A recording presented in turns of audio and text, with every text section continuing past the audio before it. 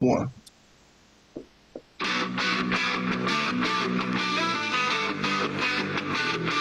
Turn on the lights, feel the beat. Press and tears can be deep. Join the crew, take your seat. Welcome to the wrestle heat. Malapert Smark, time to fly. Stories don't catch your eye. Talking champs till we die. The Smark's always high. All right. Welcome back to the Malapert Smark Podcast. We be talking wrestling here.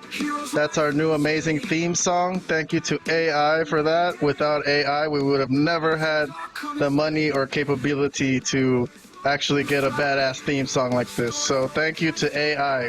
AI. All right, AI. Yes. Always high. All right. That's enough of that. All right. Welcome back, guys. It's the Malapert Smark Podcast. It's episode 128. Let's get started. All right. I got Vlad, the wrestling expert here. I got Robert, the frozen Asian. Thank you guys for coming on. Good to see you guys. Good to see you. Good seeing you, man. All right. Cool. Well, we got a lot to talk about, so we might as well just get down to it. Let's start with, we usually cover angles here, right? But for today, the Vince McMahon documentary came out, and I didn't watch any of it, but you guys did. So I guess I'll ask you guys for comments. So I'm relying on you guys, because usually I have a summary review, but today I don't have one. I don't have anything. I have not watched this at all. I don't really want to watch it. Here, let me put a picture up here for this. There we go. There he is, Mr. McMahon, the documentary, huh?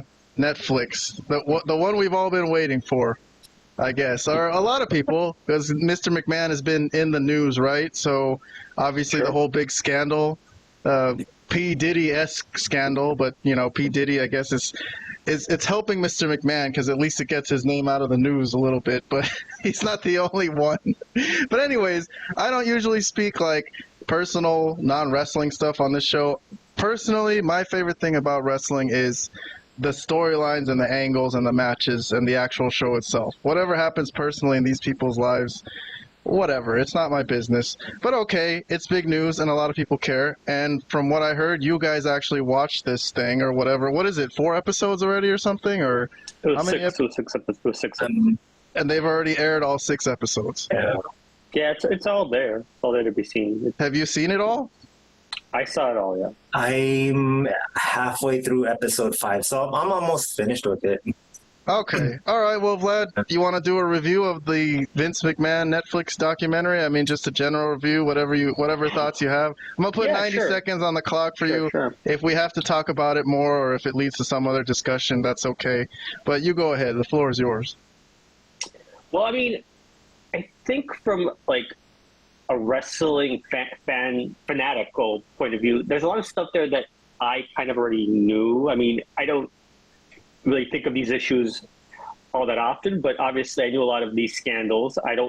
We really don't know, we can't really judge Vince completely on all of these things because we don't really know the truth. Like, they're talking about a whole bunch of different scandals, not even talking about the new scandal, of course, that's been going on since 2022. But I'm talking about like the stuff that went on in the 80s, being accused of rape by a female ref, all these different things. So they go over every scandal he's ever had? Well, no, it's.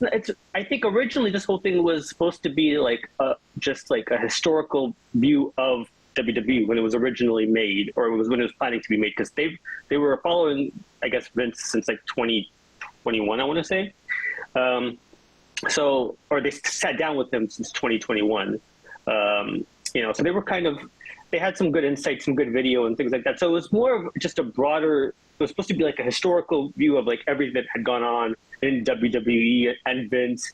But what I think was missing here is like what actually makes like Vince Mr. McMahon, quote unquote, like what goes on in his life that makes him what he is. I think it really just focused on the history of WWF, WWE, and all the different scandals that he has been involved in, which everybody already knows. Like a lot of the stuff that, I mean, if you're not like a diehard, you might not know, okay? But most people knew about this stuff. I think the one thing that was missing is like, what makes him tick? Like what makes him Vince McMahon? Like they had all these supposedly hours of talking to him, and there wasn't really a focus on like his personal life. Like it was just really the wrestling.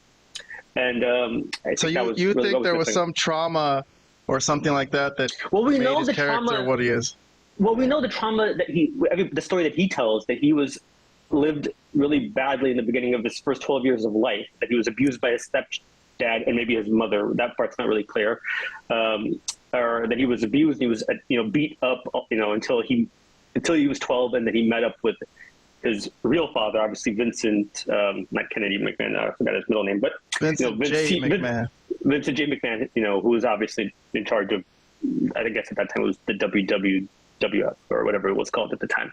But anyways, part of the Northeast territory. I think we know that part, but we don't know anything else. We just know that. That's the story that he's always told, but we don't really know what makes him like who he is. And I think that part was missing somewhat, because they supposedly had like hundreds of hours of interview with him, but from what they showed, they just really focused on like what happened historically within wrestling, outside of the scandals that they mentioned, really as well. But I think that's the only thing. I mean, it was good. I would say I enjoyed it from a wrestling standpoint of view, but I think there could have been some other analysis done as well. But that's it. Overall, I did enjoy it. All right, well, let me jump to Robert before I ask a follow-up question. But Robert, you want to give your review of this? 90 seconds or more, whatever. Yeah. All right. So on several occasions during this series, the show does specify in text that the majority of these interviews took place before the most recent scandal with Vince McMahon. Right. So it makes sense of it because this series it looks like it was more about WWE in general. But then after the recent scandal with Vince McMahon, they decided, it looks like they edited this to really focus on Vince, and they're marketing it as a Mr. McMahon documentary, where it's, yeah, it is about Mr. McMahon, but it's also about the rise of WWE in general. Yeah. But they're marketing tied to him. but they're marketing this as a Mr. McMahon docuseries, which it kind of is. I think they just edited it that way. It was. I don't think it was meant to be that way to begin with. Well, a lot of the information that was presented in this, I did know about a lot of them, but there are some things that I didn't know, like the stuff about Pat Patterson and the Ring Boys. That I never knew until this series, and even I heard about that, but even the stuff that I did know, like for example, the steroid trial. Like in other documentaries that I've watched, they kind of just gloss over the trial and say, "Oh, so this trial happened and Vince won," right? But they didn't really go into too much detail in other documents that I watched. This one did go into some, so there were. I knew the story of it, I heard of it, but I didn't know some of the details that they revealed about the trial, and that's just one example. I mean, it's an interesting watch, but people who've been following wrestling for years, not a lot of this information is not going to be new for you guys. But yeah, I mean, if you have the time and you're interested, I go ahead and watch it. But if it's something that you're not already interested in watching it, it's not something I would try to recommend you to watch. It's not a lot of new information, basically. all right. One follow-up question, I guess. What do you guys think that the effect of this scandal coming out had on the documentary? Do you think it would have been completely different if this whole thing didn't come out recently? Oh, absolutely. Yeah. Oh, yeah, absolutely, yeah. Because as they said, they found out in the middle of, like, I guess, still producing this whole thing and the interviews with Vince that there was this potential scandal that was coming. And then obviously he stopped talking to Netflix because he was going through whatever the heck the scandal is. So, yeah, I mean, obviously it changed the whole what they were planning to do and how they decided to do it. I mean, I think it was going to be focused on Vince, but not maybe they weren't going to focus on all the negative. I mean, they were probably going to mention it, but they weren't going to focus on it. But then when this came out, I mean, I think it had to be part of something. They couldn't do, if they were still going to do WWE Vince McMahon documentary type thing, they had to mention it. So yeah, it definitely changed it. All right, and do you think it was fair? I mean, who's to say? I mean, Vince probably doesn't. I think from what I saw, it was pretty fair. I mean, I had a lot of the talking heads there. I mean, specifically, I loved Tony Atlas and Bret Hart, who were tremendous in this whole. You know who was actually pretty good? And I've never given this guy any credit. And so, you know, Dave Meltzer was good in this documentary. Oh, yeah. I can't believe I was going to say this, but Dave Meltzer was actually one of the bright spots in this whole thing. When he was talking about, like, I mean, I've never really liked Dave. But do you think it was fair? fair? He was good. Well, this is a tough question because everyone's waiting on like the verdict of whether all this stuff that's hard to say because we don't really know the truth. We don't know the truth. We don't know. But in terms of his history or his history of what he means to wrestling, we all know that. Irregardless of the scandal, we know how great he is in terms of wrestling. Was it fair? Only in terms of wrestling, but not like if you talk what I think of Vince as like a human being. I mean, you have to. That's okay. It's hard to draw. I'll make the question more specific. In terms of wrestling, was it fair to his legacy? I mean, I think so because it did focus on the rise and how it did focus on the good things about WWE and how he was basically the responsible party. He took over from his dad and he made it what it is. So I mean, they did focus on that as well. I mean, I think a large focus was on that specifically on what he did and that he was a quote unquote genius, in a sense. So I don't know. I would say it was pretty fair. I mean, there's no way you could just have a documentary like this and not talk about the bad, though. Like you have to mention that. You have to mention the bad. It has to be brought up at the very least. Whether we know what he did or didn't do or know like what he was part of, we don't really know the full story, but it has to be mentioned at the very least. Okay, Robert, did you have any final comments before we move on? Did you think it was fair in terms of the wrestling? The other stuff, we don't know. Okay. Well, I do because a lot of it is public knowledge already, so it has to be addressed, right? And it's, the funny thing about your question is that on a couple of times during this docuseries, Vince McMahon says he doesn't play fair. He says that. Sure. You hear him say that, like, I don't play fair. I cheat and I win. So okay. Yeah. So well, all right then. All right. Well, let's move on from Vince McMahon. I don't know. I never liked him much as a person because I was a big WCW fan and I didn't like how the whole thing went down. And yes, he doesn't play fair. So maybe this whole thing is what he deserves. What can I say? I don't know. Well, that's the thing. Okay, before we move on, that's one of the main points is that he was crying a lot about Ted Turner stealing his talent. And even Bischoff mentioned in this documentary, like, dude, that's what you did in the 80s. You stole everybody's talent. That's how you got to where you were. And then he's like trying to write history that he's being that Turner was trying to steal, put him out of business. Dude, he put every territory out of business.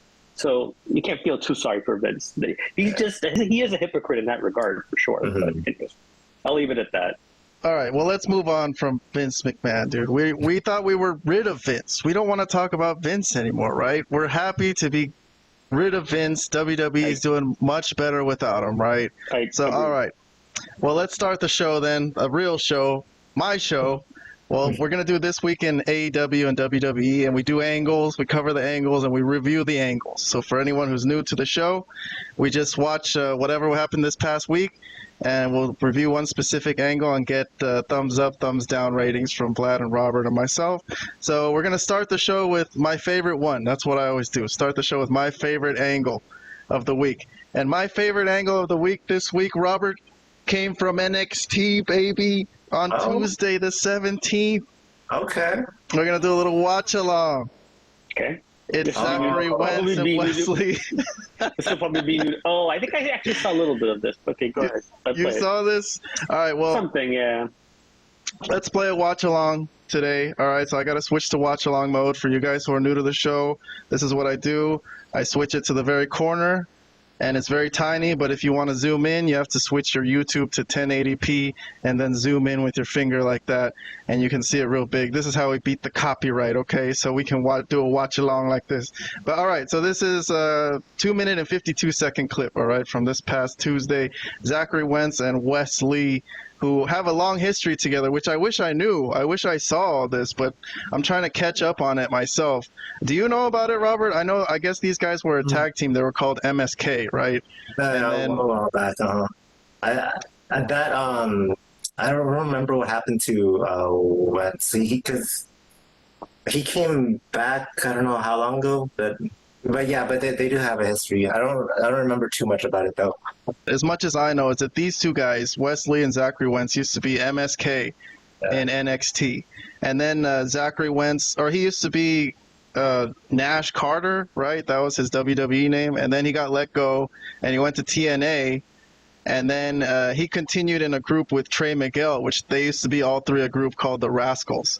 So I guess when they had this the NXT and TNA like union, Zachary Wentz could come back to NXT, and then Wesley turned on him. I remember that. There was he had a long explanation about how they continued on without him in TNA, and that he was the guy who would drive them around when they were in the Indies and make them like. Not fight and stuff. So anyways, so they were supposed to have like a remote face-off, a remote face-to-face where they're not in the same room because, and yes. Then here's how it happened, Vlad. So let me switch to watch along mode and you guys can watch along over here. Partners, former friends, former brothers will put it all to end. It will end next week when Wesley and TNA wrestler Zachary Wentz meet in a street fight. Well, that's next Tuesday. Tonight, these two will be sitting and trying to talk it out. Tonight, as you can see, both men getting wired up. We will hear from them next. I live on the top, they don't know the feeling. All right, so they go to commercial break, and they were supposed to have an interview. But when they come back from commercial break, they'll explain what happened. They can't go through with the interview. And look, we just got to have a live interview that we were going to conduct with Wesley and Zachary Wentz, but we learned during the commercial break that this just transpired. Hey, yo, when's Zach gonna be able to hear me on this? Oh, I can hear you, you piece of shit. Well, you trying to talk more shit on me? Now, honestly, I'd rather not talk to you at all, but I am wondering how Trey is doing. You flew to Ohio and jumped your brother in the parking lot because you're a little bitch. But he's about to watch me beat the out of you next week. What's with the separate rooms, huh? You scared? This is for your own protection. Look, it's so I do not end you before we even get to Chicago. Hold on. If memory serves me right, oh yeah, that's right. I beat the out of you at No Mercy. And this time you will not have Trey. It's gonna be just like the motel in Detroit when I put your ass to the drywall when you tried to buck up to me. We both know that's not what happened. Look, stop. This is the last bit of brotherly advice that I will ever give you, so shut the up and listen. Next week, just make sure that Gigi doesn't watch. What did you just say? What the did you just say? Nah, keep my fiance's name out of your mouth. Gigi. I'm in the CIO right now, bitch. Come and see me. This is fire, bro. This is fire. He left? Yeah, ran away. Oh. Empty seat. They show Zachary Wentz's empty seat. He ain't there. Say less. After this. Yo, where's he at? Huh? Oh! This is awesome.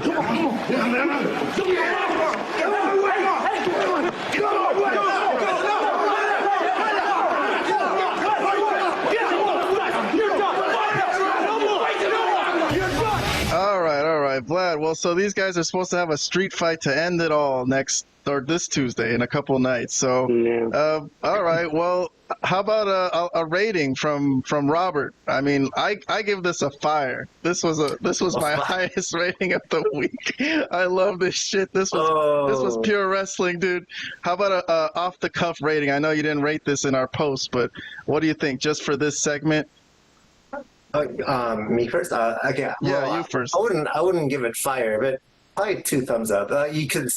You never hear promos like that in Raw or Smackdown or like when they do those backstage interviews. They never talk like that. So that felt fresh to me. At least on a wrestling program.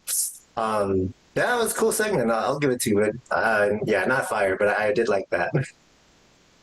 All right, Vlad, what do you think? You got any thoughts on this? I know you haven't been watching this and you're just jumping into the segment, out of nowhere, but jumping into it cold. But I guess just in a vacuum, you got 2 minutes there. You got any thoughts on them cursing up a storm? Yeah, I think they overdid it a bit. I remember Riddle and Seth Rollins had a feud, like this was maybe a year and a half ago or so, that they did something similar. They weren't cussing like that exactly, but they were talking like personal and stuff like that during their feud.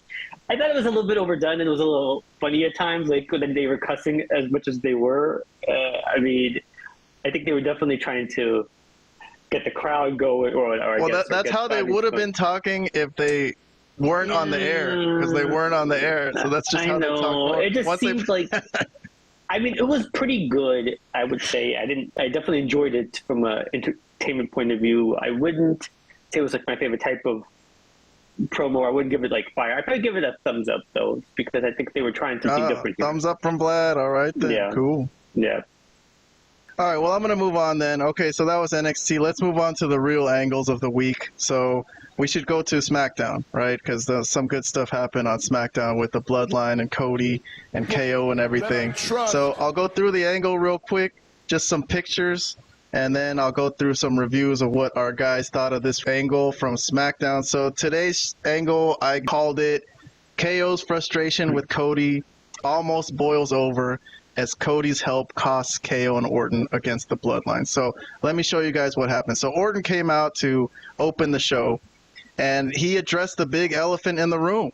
And he immediately went to Cody is teaming with Roman, and after everything we've been through, which was what KO was talking about, but he never got a chance to address it. So Cody comes out, and Orton has asked Cody to come out, right? So yeah. Cody comes out, and the explanation he gives is that he's taken Roman's word that they're going to take out the Bloodline, Solo's Bloodline, which must be killed, he said. But the reason he's taken Roman's word is because Roman's word has always been good, because when he said, I'll do anything to keep this title, he did. That was Cody's reasoning for saying Roman is a trustable guy. When he gives his word, I guess. So he goes, look, Solo's Bloodline has to be killed, and I hope that's not a problem for you, Randy. And Randy says, yeah, it's not a problem for me unless you make it a problem. So, all right. And then KO comes out, because he's involved in this, right? Because if it wasn't for KO and Orton, Cody would have never beaten Roman at WrestleMania. So before Cody could talk, Solo and the Bloodline come out. Solo says, all three of you guys have tried to stop us, and you can't do it, and that's why Cody is teaming with Roman. And then that pisses KO off, who challenges them to a tag match for the night. And then Cody wants in. He's like, why don't we make this a 6-man? And KO's like, nah. You're busy, right? You're busy. You got your match with the Bloodline already. Let's just make it me and Orton tonight. So that's how they set up the main event of SmackDown this past Friday. All right, it's KO and Orton against Jacob Fatu and Solo. So here's a backstage segment later on where they were talking. Cody wanted to talk it out, right? And Orton was like, "No, I don't want to talk about it." He wants everyone to focus on their own thing, and he doesn't want Cody to get involved in their match tonight, right? So KO can't focus on two things at once. He's like, "Let me focus on this tonight," and I don't know. So he walks off, and then Orton's like, "Look, I know KO said don't get involved, but we might need you because they're gonna have us outnumbered in the main event." And then, which he was right. So the Tongans come out. They call them the Tongans now. So I'm happy to call them that too, because for a while I was calling them Tama Tonga and Tongaloa. So they're the Tongans, okay? So they come out, and Cody does come out. So here's Cody. So he joins the fray. And then I think what happened was Jacob Fatu threw Cody into the ring, and Cody ran into the ref. So that's how Cody kind of blew it for his team, because that led to the Bloodline winning. And then here's KO scolding Cody for even being there, and then he takes a kick to the face from Jacob Fatu, which leads to Solo's pinfall. All right. And then the drama after the match, obviously, is that KO is going to be pissed at Cody, and he actually pushes him, right? And Orton's going to come in and try to be like the peacemaker, right? What are you doing? And KO gets in Cody's face pretty good here. You know, it looked like it could become a fight, but in the end, Orton calms him down. The Bloodline's laughing. Look at them. Look at them. Ha! They're not united. All right, well. And then in the end, they hug it out. KO and Cody hug it out. So there's my review of this. All three of us gave this a thumbs up on our rating system. Here's the Malapert Smark Podcast rating system, if anyone's unfamiliar. But 3 unanimous thumbs up from the 3 of us. Okay, so I want some comments. I want to start with Robert this time. Robert, what do you think? I give you 90 seconds on the clock. You can use as much of it as you want. Give us some thoughts about this past Friday's SmackDown and where you think this is headed. All right. Quite a few things to go over there. So Yes. when Randy Orton at the very beginning said, "It's not a problem for me unless you make it a problem," and then they got interrupted. I thought that was I was glad that happened, only because the Cody Rhodes feud that I've been wanting to see most often ever since he finished his story, it was a feud with Randy Orton. I think that is the go-to feud for him. That's like the major feud that they should head towards, and I think they planted the seed there. It's not much going to happen there, but at least they planted the seed there that there could be an issue later on down the line. With Number Orton 2, and Cody. yes. Okay, interesting. Yes. All right, go ahead. Yeah, one of them is going to turn on each other. I don't know which one. What the Maybe heck? Randy Orton, but yeah, they're going to feud at some point. And then regarding Kevin Owens, this angle for me is infinitely more interesting than what happened with like last month when he didn't want to challenge for the title and refused to fight Cody until he was like pushed. He had no choice to do it. Like, this is so much better, right? There's actual conflict now, and it felt organic. It makes sense why he's pissed off at Cody Rhodes, especially after all the things that the Bloodline did to him last year and earlier this year as well. So in his position, I would be angry at Cody also. The only thing I think the reason why I didn't give it 2 thumbs up and just 1 is because they keep they're like prolonging this turn from I'm assuming it's going to be KO, where he's going to eventually turn on Cody. They keep teasing it week after week after week. It's kind of like, all right, man, if it's going to happen, we're going to just happen now. But otherwise, it was a good segment. All right, then, Vlad, let's hear your review on this. Also a thumbs up from Vlad.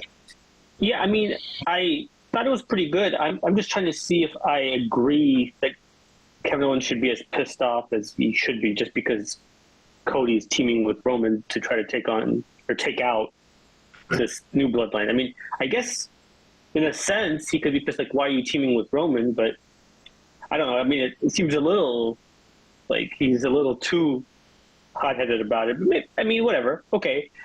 As far as who should do the turning or who shouldn't be the turning, I mean, obviously I think the bigger or the better feud for Cody would be for Randy to be the one that turns heel on him, right? Because first of all, Randy Orton is a tremendous heel, much better than he is a babyface. So it's just bound to happen. I agree with Robert. It's just a matter of when. With KO, I mean, I don't know. I'm not his biggest fan. His character is just, I don't know. It just something about it rubs me the wrong way. The one scene that annoyed me was the one where he wants everyone to focus on their match, and we can't talk about it right now. Like, why can't we talk about it right now? This is what's on your mind. Last week you were going to cut a promo on this, right, and now you don't want to talk about it. So that one backstage segment, that kind of bothered me. I feel like they're just prolonging it.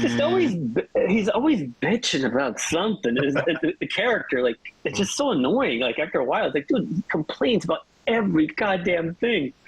So you're not a Kevin Owens fan, all right? No, I mean, I agree with Robert though on potential. I don't know when it's going to happen, but Orton has to turn on Cody, and that's going to be some sort of big time feud, I would think. So if it's who has to do it, it has to be Randy for the better, for the better promo or for the better program. I kind of just see them turning KO because I don't think KO is any good as a babyface. You say Orton is better as a heel. Okay, I get that, but KO is no good at all as a babyface. And so I would be happy to see him turn heel, personally. I mean, you And can't. I think it should have happened. Heel. I think that's why this Randy Orton thing. I think they're gonna save that for further down the line because that's not gonna be WrestleMania this year, unless but maybe. But I kind of see that maybe down the line of a couple years, maybe or something. I think it could. Whoa. I just don't see Orton turning face. It's just in my bones, like what I feel. My gut feeling is that Orton's not going to turn heel, but that's just my gut feeling. I mean, you could be right. I don't know. We don't really know what they're planning. Yeah. All right. Well, let's move on. We got to move on. We got more topics to get through. Sorry, I know it's late. My computer crashed earlier. It cost us a few minutes. Let's move on to AEW, though. I got to move on to the MVP sighting. MVP is down in AEW, but let's explain what happened first. So Prince Nana was going to come. This is Wednesday the 25th, by the way, last Wednesday, on Dynamite Grand Slam at Arthur Ashe. And Prince Nana came out. He was going to give an update on Swerve after that merciless beating he took from Hangman Page at All Out. But instead, Prince Nana's out here hawking his freaking coffee and dancing, which MVP is going to mention. Prince Nana said, Swerve isn't cleared, but nothing can defeat him mentally, and he's fighting to come back for his fans, right? And that's when MVP comes out. He gets a pop from the crowd. It was obviously a big surprise. I wasn't expecting it. I mean, it made sense because he's a guy who's out there. Why not? So I wasn't really that surprised, but it was like, oh, MVP. Okay, cool. That's interesting. And he said, basically praised Swerve. He talked about how he's been watching him and he's been doing great. He won the title, but he straight up blamed Swerve's recent failures on his manager, Prince Nana. And there's Prince Nana's face looking at him all surprised. But yeah, he basically said what I just said. The Prince Nana's out here shucking and jiving and trying to hawk his coffee and not being a good manager. And he gives Prince Nana his business card and he said, look, when Swerve's ready to get serious, I'm offering up my services as manager. So there you go. So what did we all give this segment? We all gave this segment a thumbs up. Okay, so we all have the same rating on this. Here's the Malapert Smark rating system for anyone who's unfamiliar. So that means we all like this, but it is just brand new. It wasn't really earth-shattering, nothing earth-shattering, but okay. But I want to hear some thoughts from you guys. So let's start with Vlad. A minute and 30 seconds on the clock, whatever you need to use. MVP is in AEW. This was their big surprise for Grand Slam. Yeah, I mean, I've always liked MVP. I'll just say that off the bat. Especially the stuff that he had with Lashley a couple years back. I mean, I didn't see a lot of it, but I saw enough where I was like, this guy is great on the mic. He's really good. And they were doing that, what was that? The Hurt Business? Is that the name of that group that they had going? Yeah. So, I mean, I think he's just a good promo, and he's actually going to be potentially, if used correctly, a good addition to AEW. So I guess we'll see where it all goes, but I enjoyed him getting involved with Swerve, which looks like it's going to happen, and all that stuff, and with Nana. I thought this was a pretty good. I mean, I don't know how else to, I can't really talk too much about it because we don't really know where it's all going. But from what they showed in this opening segment or this interview, looks like there's something there. There's a story to be told there. So are they going to dump Nana for MVP, or are they going to both be his manager? Well, I don't think both are going to be his manager. So I think it's going to be one of those things where he's going to have to make a choice. He's going to have to make a choice. But I think if he goes with MVP, he's going to have to do it as a heel. If he goes with Nana, he's going to have to be as a babyface. So it's going to be one of those things. So we'll just see if he wants to stay. Sorry, my audio went out again. I'll be right back. Okay. All right, as we wait for Robert to come back. Well, you know what that move is? The move that Swerve does, where he kicks the guy in the head. Do you know what it's called? Yeah. I forgot. No. You don't know the name of it? No, I know what you're talking about, like the flying shot to the head, right? That he does, like that's his finisher. Yeah, like the side kick. Prince Nana better get ready to take that move to the head because because you think because for sure you think he's joining MVP, huh? Man, he's got to, man, after all this. But yeah, of course. But it's an interesting development. Yes. All right. So Swerve is going to get a new manager. Okay. But I'm going to move on to the next thing. I think I'm going to stick with AEW. The next angle we got is Bryan Danielson and Nigel McGuinness, which was a weirdly cooked up match. I guess this was an old feud from, what was it, 2005 or something like that in Ring of Honor? 2006. They had a bunch of matches, 10 matches, right? And then suddenly now, since Bryan Danielson had a clear night on this Grand Slam, and he wasn't even cleared to fight maybe, but Nigel said, hey, since you're open, we should do this again, because he's held this animosity in his heart for so long. It was hard to really, I mean, I went through the whole feud actually. Like, I read about every single one of their matches. So when it got to this point, I was kind of like, okay, this is kind of cool. If you actually know the history of it, it is kind of cool, but it could have been better, because it could have been built up better. Like, they could have actually had promo battles, and they could have like had a good video that recapped, you know, some of their matches. But instead, they kind of lazily on AEW's YouTube page just put all the matches there. They're like, here's 15 hours of matches. If you want to watch it, go ahead. You know, so that was tough. I didn't watch all of them. But regardless, here we are. Nigel's like, we don't even know if Danielson's showing up. There had never been one moment where Danielson even talked or said anything where if he was going to show up or not. They played his music, and he didn't come out.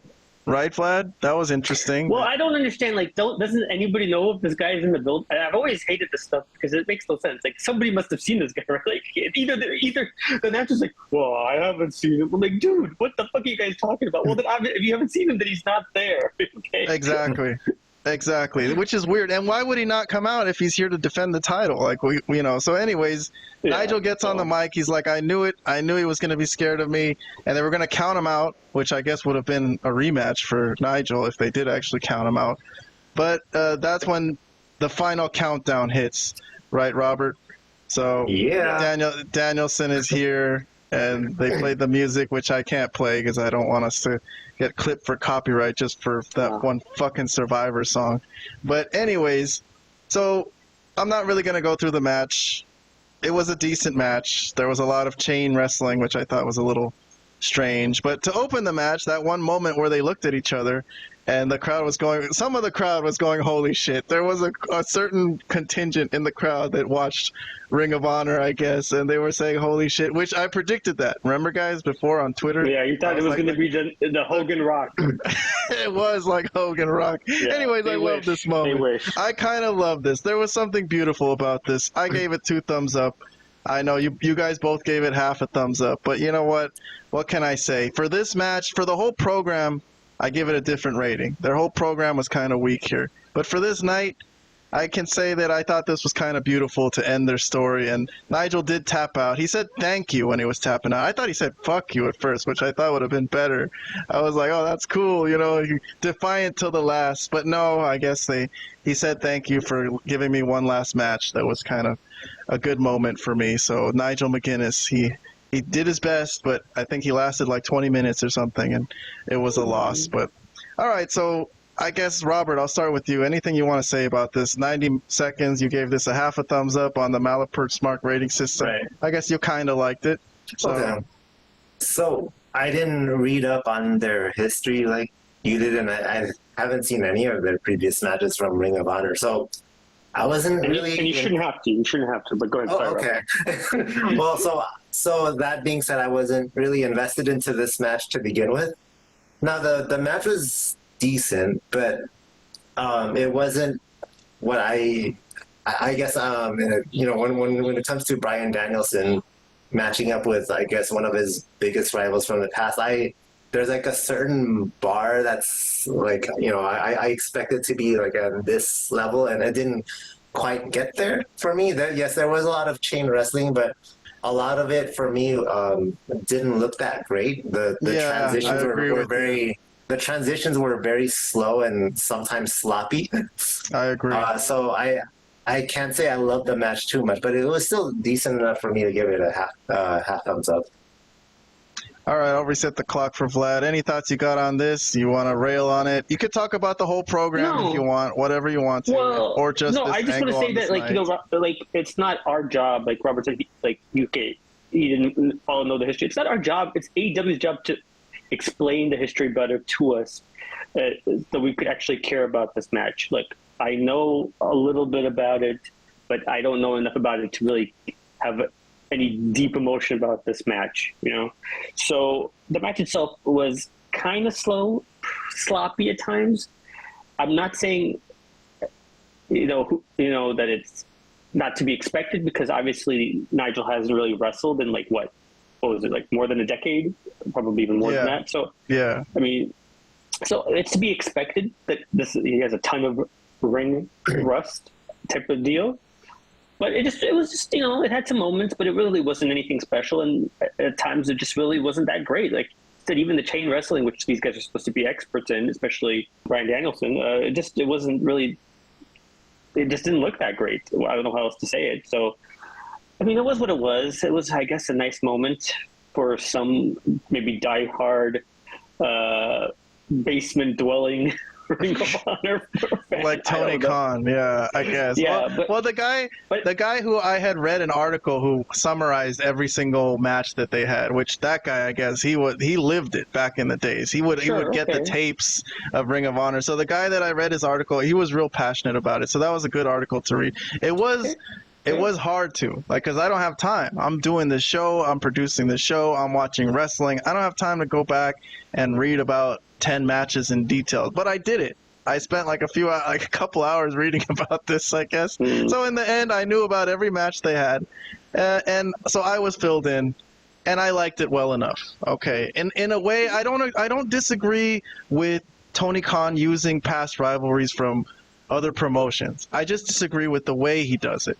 I think he has a lot of money to hire these wrestlers. He could hire a guy like if you gave me that footage and you gave me like a couple of days, I could have come up with a decent video package to show you like what happened between them, at least, because they didn't do that at all. If they had one... They did it a little bit, but... No, they didn't. No, they needed a good video package. Right. With good dramatic music, okay? That's how... Like a WrestleMania video package. Yes, if it had that type of video package, somebody, like something like with really like holy singing, like... You're thinking like of an Undertaker... yeah. Some sort of Undertaker match. Something like that. That's all this Shawn needed. Michaels or something. That is literally all this needed. Yeah. If this had one video package, like... the show before and like right before the match, it would have been perfect, but okay. Anyways, I gotta move on. So Danielson had just won the match against Nigel McGuinness. That is the angle we had just previously talked about. If you're just joining us, you can go on our YouTube page and find that segment, but we're gonna talk about the afterbirth now, right after this match. So what happened right when Danielson won and the bell rang, Christian's music hits. And out comes Christian, because he has like a money in the bank type of thing, I guess, that contract, which I didn't really realize that when he won it. But yeah, so he can come in and whenever he wants. So Danielson had just had a tough match. He's old, he's tired, he's injured, and Christian was going to sign the contract and go ahead and do it. And Danielson's like, bring it on, motherfucker. So Christian gets his pen out, and then Kip Sabian, who's been like feuding with him weirdly, I guess, the past few weeks, is sneaking up behind him and then reaches over and snatches the pen out of his hand. And Christian's like, what the fuck? He took my pen. So now I can't sign this contract. So he runs out after Kip Sabian to get the pen. And then that's it. So he wasn't able to fucking sign. He couldn't go down to the ringside and maybe Justin Roberts had a pen, borrow a pen from someone in the crowd. I don't know. This was too stupid, but I'll give my fucking ratings before you guys. I still gave it a thumbs up because this is just too hilarious. For wrestling, it's wrestling, okay? It fucking made me laugh. What can I say, Robert? It made me laugh. Literally, when he fucking snatched that pen, I fucking laughed out loud and said, this is the dumbest shit ever, but it's hilarious. But anyways, Robert gave it a half thumbs up, and Vlad gave it a thumbs up. So I'll start. No, Vlad gave it an indifferent. I'm sorry, my bad. Excuse me. I don't want to. I did what now? I don't want to soil your name. Yes. No, You're over here. You gave it a 0. You gave it. You didn't hate it, but you didn't like it. Okay. I'm surprised you didn't give it a thumbs down. Yeah, I could have. I'll start with Robert. So Robert, on your half thumbs up, what do you got to say about Kip Sabian stealing Christian's pen, thwarting Christian? Yeah, so I thought it was hilarious. It made me laugh too. There was a little bit more to this from what I remember. I think when he chased Kip Sabian in the back.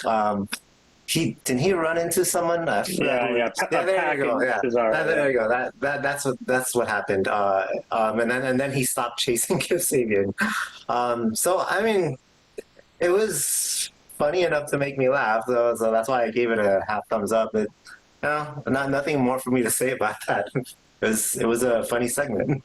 Well, I didn't bring this up with Pac and Claudio because I don't think Pac and Claudio are there to help Bryan Danielson. He just kind of happened to bump into them in the back, and then he did continue off. And I think they were there to make sure that he didn't cash in. They don't want him. They don't want Christian to cash in. Right. I think so. They were kind of there for that. Yeah. Interesting. All right. Yeah. Well, Vlad, you got a minute on the clock. We're down to a minute now because we're wrapping up the show. But you gave it an indifferent, so you didn't want to give this a thumbs up at all. Okay, you want to rail on this? Go ahead. No, I don't know. Rail on it. So come on, you have to. You have to. Okay. Well, okay. I mean, obviously, the fact that Kip Sabian is involved, it was pretty ridiculous. What is happening? Like, why is he even there, dude? Why is he involved in this? Like, what is the point of this thing with him and Christian? Like, it makes no sense. I don't know. It was silly. It was dumb. Obviously, you would think that the guy could get a pen from anywhere. Why does he even care?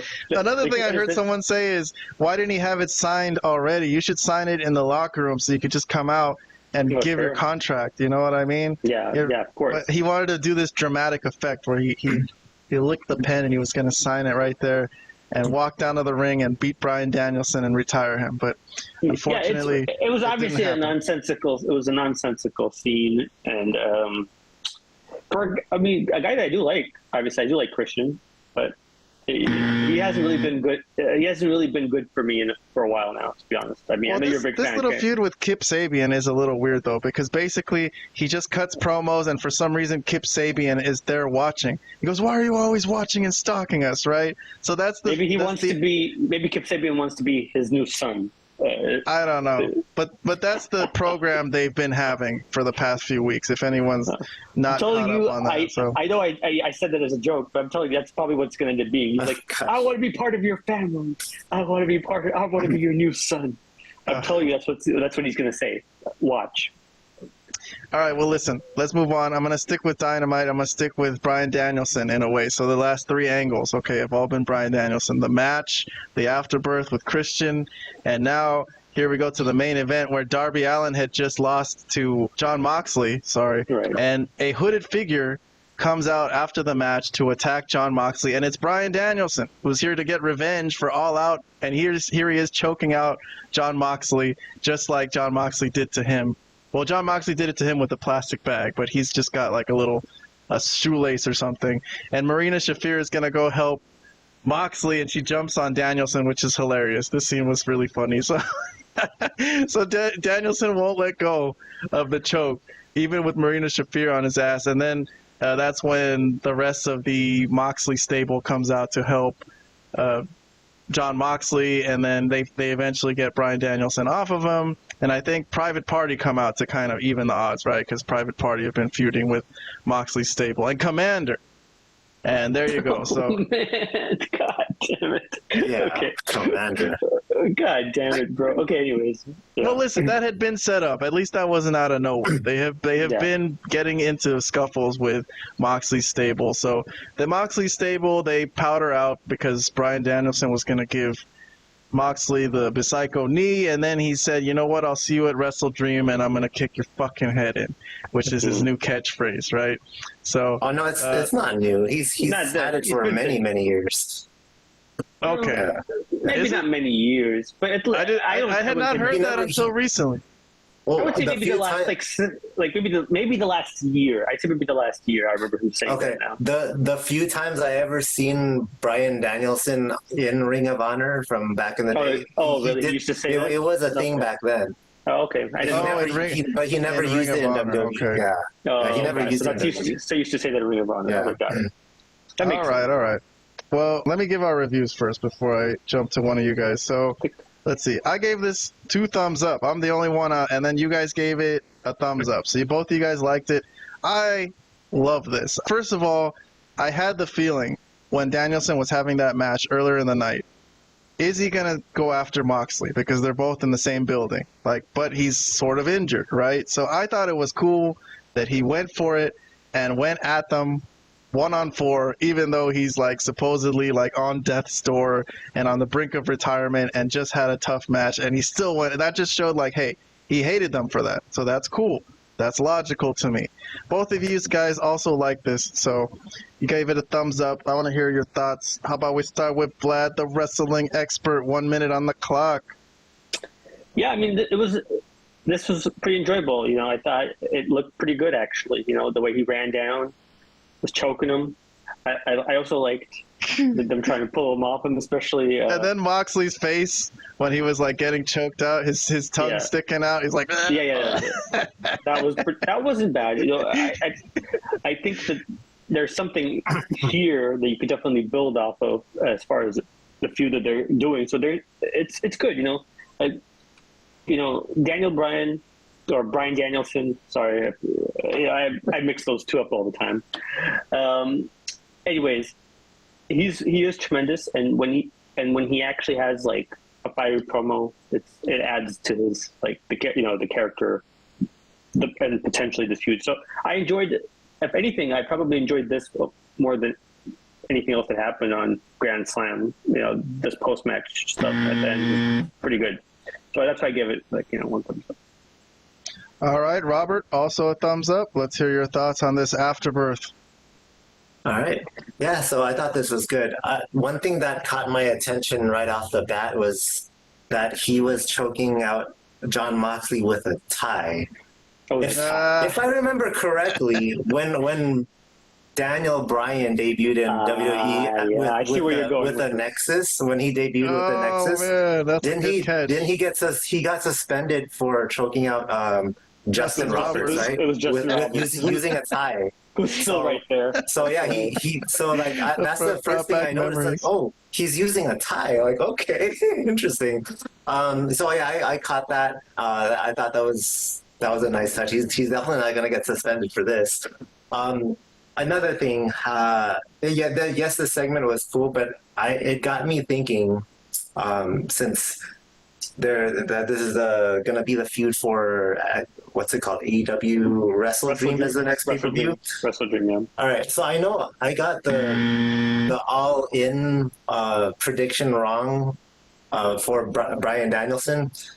I'm going to make an early prediction and say that this title match against Jon Moxley probably will be his retirement match. What? Just because it's taking place in Washington. I feel like it's since it is hometown, like, why not make your retirement match in your hometown, right? And then Moxley, it makes sense. And it makes sense that if he's going to drop the title. If he's going to drop the title, it makes sense that he drops it to someone that he has history with. Obviously, he has history with Jon Moxley. So it kind of aligns itself, where it's taking place and who his opponent will be. So I know my all-in prediction was obviously wrong, but I'm going to make an early prediction now that will be his retirement match, his Wrestle Dream. Will you agree with that, Vlad? I think for the story that they're telling with this potential mystery around Moxley and his group, I think that's where it's leading to. Yes. I'm going to say no. If you guys are going to guess Moxley, I'm going to say Danielson. So we'll see. I guess we'll have this on tape. We'll see what happens when it happens. Okay.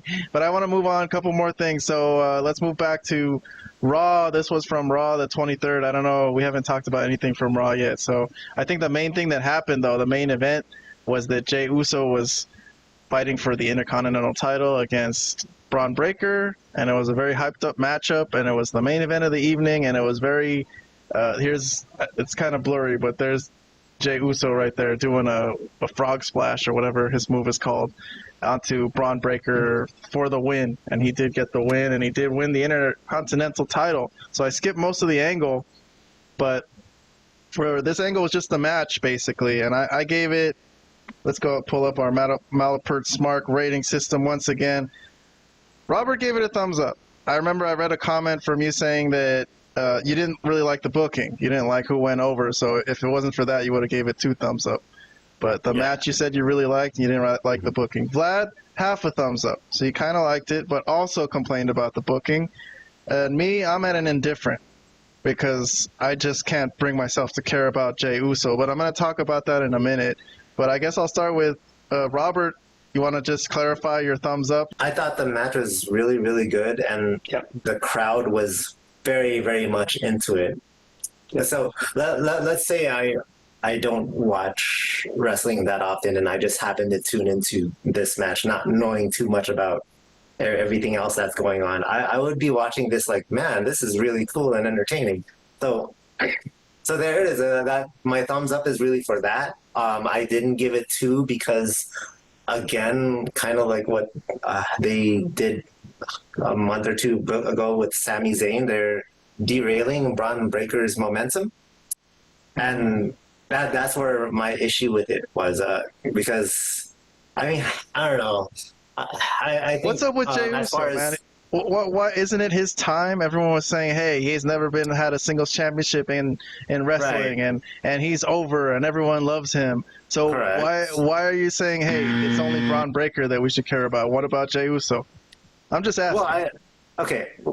Then that's where I did feel conflicted about that, because I feel like for Jey Uso, not that he didn't deserve the title, but if they were going to do it, I think they should have done it sooner.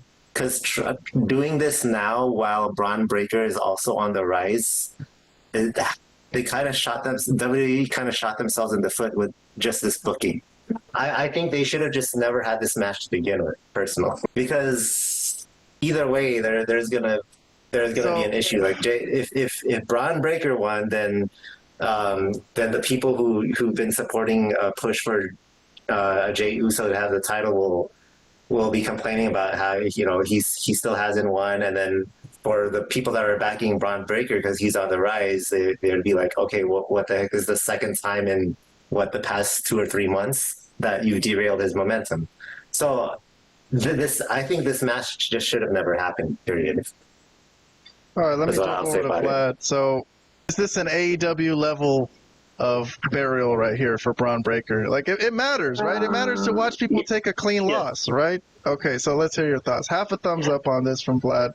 Well, half a thumbs up on the match. I thought it was very high quality. But as far as you're giving the good rating for the match.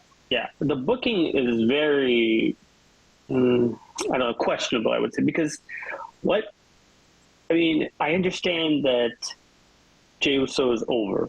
I understand that he's getting a really good reaction.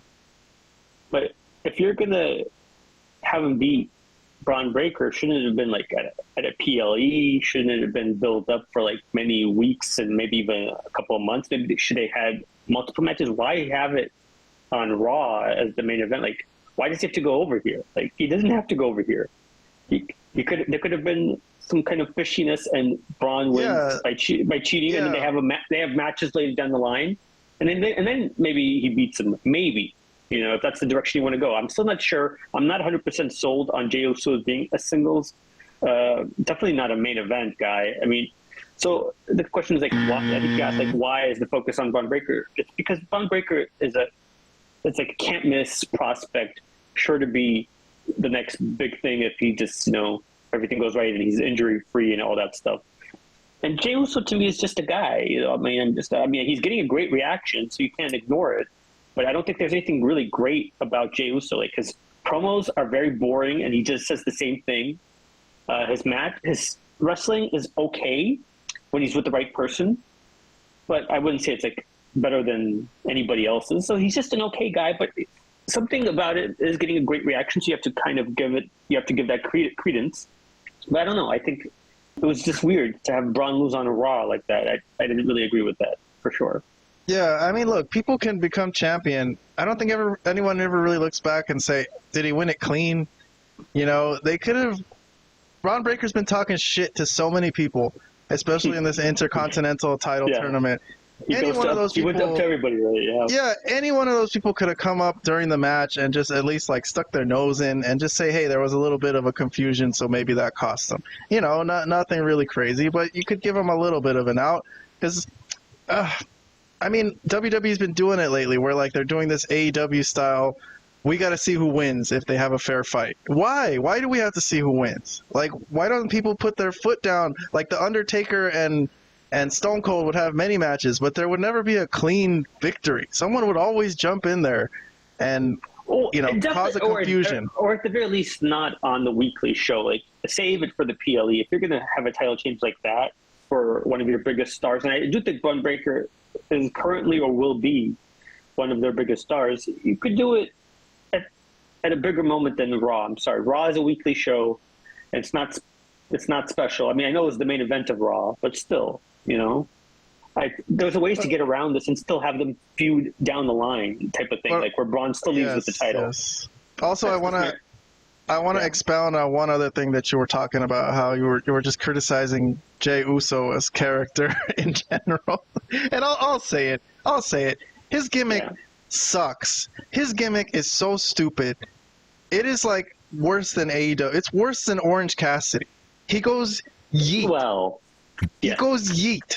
Okay, I don't care about Jey Uso at all. Orange Cassidy, though. That's why I said I'm indifferent to this. My rating on this was completely indifferent because I just cannot care about Jey Uso winning. Yeah, I understand, but there has to be something at the very least thought of why he's getting a great reaction from the crowd. Like, the crowd did go pretty crazy when he won. Right. So I mean, a great reaction's it doesn't mean Danhausen gets great reactions. Does that mean you should put the fucking TNT title? It's not on the same level. This is no. Well, not Dan.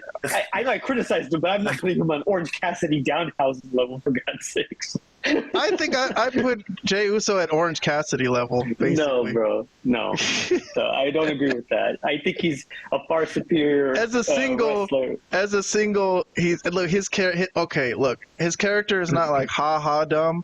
I think he's trying to be cool, but he's not cool to me. So I'm sorry, man. I understand, but he is getting a great reaction from the crowd, and the crowd that is there thinks he is quote unquote cool, or else why else would they be cheering for him like that? Why did I mean, a lot of guys were on the show, and I think he was one of the only guys that I saw get a reaction that loud. So gotta give him that at least. So I mean, I don't agree with the booking decision, but you can't say that the reaction wasn't there because the people did care. They were cheering with him when he won. So okay, I guess. But there's been times throughout wrestling history where people do give people a reaction, but they just don't push them because doesn't make sense. True. So True. Okay, I mean, all right. Yeah. Well, let me move along. I'm going to stick with Raw. All right, we're going to jump to Dominic Mysterio and Liv Morgan, who are going to face... This is good, yes.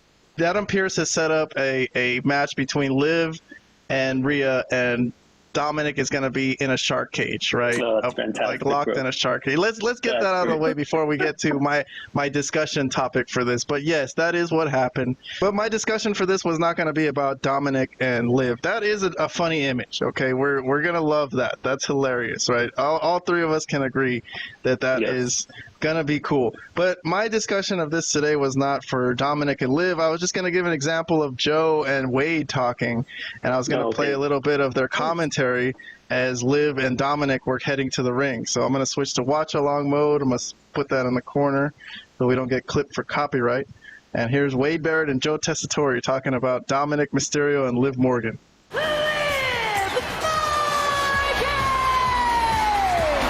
Since winning the title back in Saudi in May, Liv has really proven herself as being as talented and accomplished as anybody in the ring. But it is really, if you think about it, outside the ring where she can be questioned. Her revenge tour link up with Judgment Day, and clearly her choice in whatever possibly attracts her to Dirty Dom Mysterio. Horrible from you, Joe, right off the bat. This is a man that the entire women's locker room would love a date with. And I get it, you're a happily married man, Joe Tessitore. No one's questioning anything here. But even you, deep down, have to admit that there is a raw sexual magnetism about Dirty Dom Mysterio. The man is a style mishap. With regrettable grooming choices. No. An unsightly mustache, a mullet. He's got the only option best suited for a tag sale. But listen, pal, you need to get yourself some glasses because apparently Liv Morgan is seeing the complete opposite of what you are seeing here. She is smitten. Listen, she's the focus right now, and we need her to be because the Women's World Championship match comes your way. Bad Blood. Well, all right. So that's all I wanted to play. But yes, Liv and Rhea are set up for Bad Blood with Dominic Mysterio locked in a shark cage, which is going to be great. But hey, we're 3 episodes in with Joe Tessitore and Wade Barrett. I think he's like coming on. I think he's really funny lately, and so I want to say that I was paying attention to him throughout Raw, and that I thought he entertained me and that he amused me. So I think he's getting smoother. Anyone have any comments, or I can move on? Yeah, I mean, I have to say that I can't say that I completely agree, but I haven't also been listening to him that carefully. But now that you've said that, I'll keep that in mind, that you think he's getting better and that he's getting maybe more used to what it means or what needs to happen for him to be a Raw broadcaster. So I'll try to keep an eye out for it in his this next podcast. All right, Robert, any comments, or should I move on from this? So kind of like that, I wasn't really paying that much attention, but if we're gonna go by that clip you just played, which would be a small, well, let's call that a small sample size, okay? So like just judging off that, yes, but again, I'd have to actually take the time to pay attention more closely and then give a more like fair review. Yeah, but I think Wade and Joe seem like they actually do a lot of preparation together. So I'll give it up for them for the last Raw at least. So all right, moving along. Couple more things, maybe 1 or 2 more things if we have time. I wanted to jump back to AEW, so I wanted to talk about Hook for a second. Not his match with Roddy, which I thought was a really good match, honestly. It was right after that Danielson-Nigel match, and I thought it was better than Danielson and Nigel, because Roderick Strong is a really good worker, and Hook did well here. But the angle here, the post-match angle, which I consider a separate angle, was the retirement of the FTW Championship, which was probably a long time coming, which was the reason I gave this a thumbs up on my review. So I was just very happy to see the fucking FTW Championship disappear. But Hook did give an emotional speech and thanked everyone who has fought for the title, and he gave the title back to his dad, Taz, who was on commentary. Gave him a hug, and that was the end. So, all right. I mean, for this angle, I got reviews from you guys. Both of you gave it a half thumbs up. So, not strong reviews, but you kind of liked it. But any comments from you guys? I guess I'll start with Robert here. Any comments on the retirement of the FTW Championship and whatever thoughts you have about it? I guess 1 minute. So I'll keep it brief. I did like the match and I did like the segment afterwards. That was nice to see. The only reason why I didn't like it any more than I actually did was because I don't care about that title to begin with.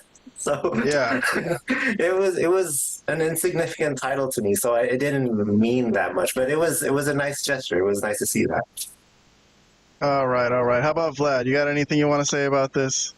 Yeah, I wish they could retire 95% of all AEW belts, but nonetheless, or at the very least, I think we went through the list like maybe 4 or 5 months back of all the belts that need to be disappear. Most of them were AEW belts, but anyways, this was one of them. So you should be happy about this then. You should give this a thumbs up. I almost gave it 2 thumbs up at the very beginning, but the only reason I gave it a thumbs up or half a thumbs up at all is because I liked that it was kind of like a touching moment between father and son and the whole thing with Taz. That was nice. That was cool. That was the only reason. I mean, I didn't care about the match. I skipped it because I don't care. I'm sorry. Okay, I'm glad Roddy got a good match out of Hook. Good. Fine. I don't care. I didn't want to see it. I don't care. I didn't care about it, and I didn't want to see it because the feud has been awful.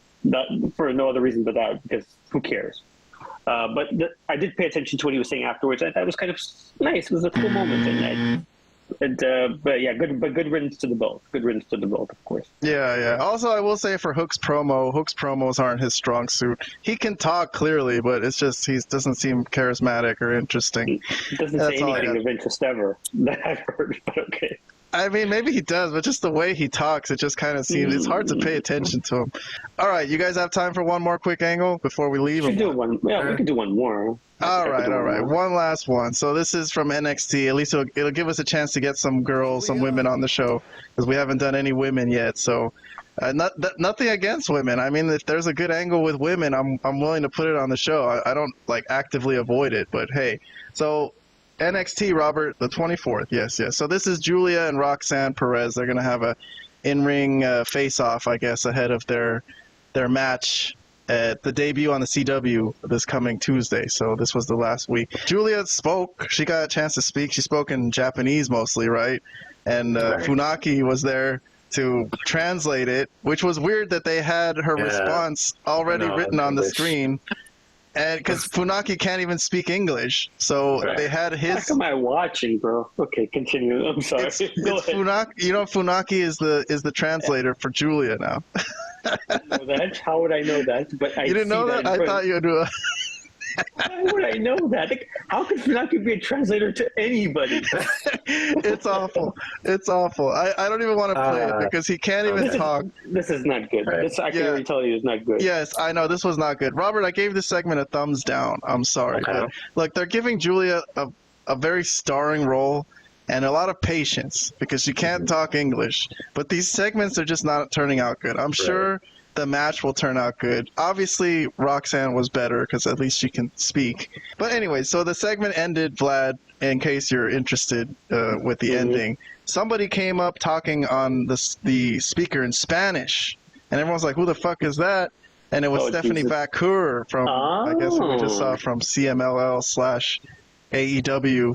But so we know they signed her, That's how the show ended, with Giulia and Roxanne thinking about the future possible match with Stephanie Vaquer. So there you go. But I didn't like the segment overall. I'm interested in this match. I'm gonna watch it. I'm watching NXT now, Robert. So I'm full-fledged in NXT. It took me a while, but I jumped right in. For me, though, this segment was a thumbs down. I know Vlad didn't watch it, so I can't get a rating from you. But Robert, if you want to talk about that whole thing with Funaki and the translator and all that stuff, so whatever you want to say about it. Yeah, I'd probably give it a 0. Yeah, the promo was weird because you saw the English response in text, the entirety of the response. Yeah, so everything she said was like pre-planned, basically, right? Yeah, in that case. Correct. So before Funaki had a chance to even halfway finish the response, you read the whole thing already. It was there, and it was like, and plus the way he interpreted it, like a lot of the words weren't very clear. I think, all right, they need to replace the translator, man. Dude, I know it's funny that it's Funaki, but you can't tell me that WWE can't hire a better translator than him. They should hire that guy that Otani fired. That guy, he's probably available. Okay. Isn't he in prison? Where is he? I don't know. All right, and then he might not be. I don't know where he's at. So yeah, the promo was weird. It is really awkward. And the whole thing about Stephanie Vaquer appearing. Yes, I did mark out when she appeared, I'll admit. But then but her promos suck too, man. She can't speak English either. Hers was not good either. But bunch of great wrestlers who can't speak English, but okay. True, but here's my issue. I mean, after I finished marking out and then the episode ended, I thought about it a little bit, and I was like, okay, for her to just show up like right then and there and saying that she'll challenge whoever wins the match between Giulia and Roxanne. I feel like they kind of, I don't know if overbooked is the right word. This is her debut. This is how they brought her in. Yeah. Well, she had been on a house show before. Yeah, she was in Chile. This was via satellite, so she couldn't make it out here. But I don't think this was a good idea. Now, if this appearance happened, let's say post match after the Giulia and Roxanne on fight, the CW, that would have been tight. On the CW, then that would have made more sense. Now, because now there's something else to think about, before their match and during their match. Like the focus should just be Roxanne versus Giulia for now, and then once that ends, okay, then Stephanie shows up, then okay, no problem with that. But I thought it was weird. It kind of annoyed me too, because I was like, man, this is cluttering it up for me. Do I have to mark this down as a separate angle or what? I have to make that executive decision. I don't like having to do that. But all right, Vlad, unless you have any other closing words or thoughts about NXT coming up to the CW on Tuesday, I'm going to Well, I mean, that will be interesting. Of course, I might even tune in at least to see what they got cooking for there. I probably won't watch the whole thing, but I'll keep an Wesley eye out and Zachary Wentz are having that swore to settle it all street fight after that cuss field. Well, if they're going to have a cuss field promo like that, then these guys better go out there and kill each other. They better go out there and leave each other blame. CM Punk is going to be a special guest referee for Trick Williams versus. Okay. Yeah, I'll watch that too. That's probably the main event, I imagine. Yeah, so that's Ethan Page. Yeah. I'll probably watch that. I'll probably watch those two things. And then maybe I'll watch this women's match just to see a little bit of, what's her name? Giulia, right? That's her name? Mm-hmm. Yeah, just to see if she's as good as advertised. All right, thank you guys. With all that being said, I'm going to wrap up the show. I'll give a couple honorable mentions, stuff that I'm not really going to go over, but things that I liked. I guess I'll mention Bronson Reed and Braun Strowman. We didn't mention them from Raw on the 23rd. They exploded the opening of the show. They rammed into like a merchandise booth, right? It was kind of shocked everyone to start the show. And then what else? I liked Pete Dunne and Sheamus. They had like a backstage fight where Pete Dunne was going crazy on Sheamus for calling him Butch, and Adam Pearce was trying to calm down Pete Dunne. I thought that scene was really good. Don't call me Butch. And then I'll say Moxley and Darby. I liked the match from Dynamite Grand Slam, the main event. I thought it was a good match. I thought Darby showed a lot of grit, and he made it seem as realistic as he could. But those are my honorable mentions for the week. I want to add one actually, and it is actually an NXT thing. So usually I hate the Grayson Waller effect segments. Oh yeah, they were on this show a lot. But the one that happened on this past episode of NXT actually wasn't that bad. It was actually kind of entertaining, I have to say, which is a lot more than I could say about all the other Grayson Waller effect segments I've seen in Raw or SmackDown. You can imagine. No, they relied heavily on the Grayson on A-Town Down Under to carry NXT this week. They were a big chunk of the show, at least half an hour. So I guess, aren't they challenging for the tag team titles too on Tuesday, Robert? Right. If I'm not mistaken. But okay, yes.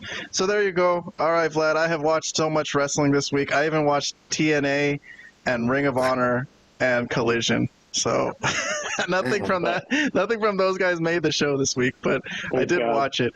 But okay, I'm oversaturated with wrestling, but I love it. What can I say? It's my favorite thing to think about. The world is in a shambles. All these governments have failed. Dictatorial governments, democratic governments, it doesn't matter. They've all failed. It's over for the world, dude. The world is in a bad way. But luckily, we still have our wrestling. All right, well, thank you guys for being on the show. That's my closing. But whatever you do, I don't care if the world goes to the shitter. Whatever you do, don't take my wrestling away from me. Yes, exactly. As long as I have my wrestling, I don't care that all these countries are at war. No, I do care. I hate that. It sucks. It's hard to enjoy anything, really. And we're on the brink of World War also, and it's just ridiculous. It's ridiculous. Honestly, don't get me started. I hate it all. But I'm telling you, wrestling is my home away from home, and I'm really happy that it's kind of gotten like a revival recently, especially with the fucking death of Vince McMahon, thank goodness, because we really struggled watching WWE. He's not really dead. Well, not yet. He's dead. He's gone. He's gone from wrestling, man. He's gone from wrestling. Unless he starts his own company, and he's not going to buy AEW. Any fucking rumor about Vince buying AEW is dumb.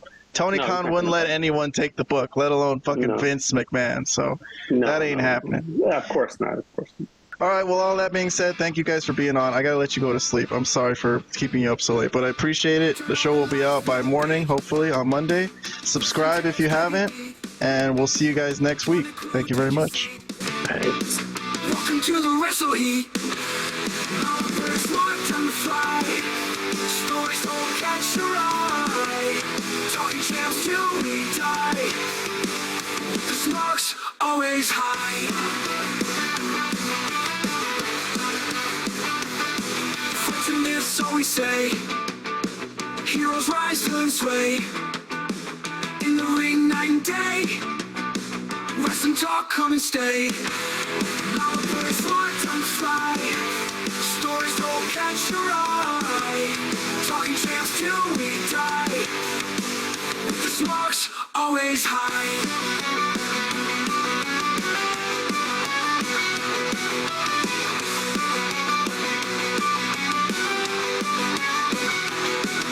The mat crash and cheer.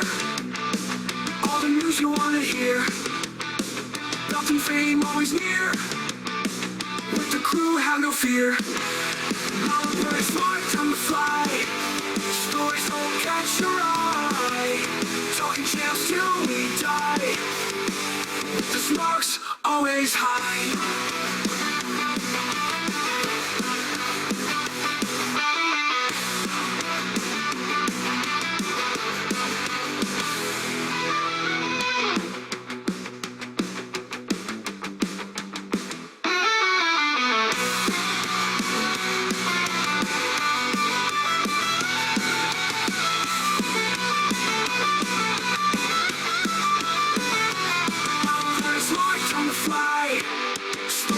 Catch your eye.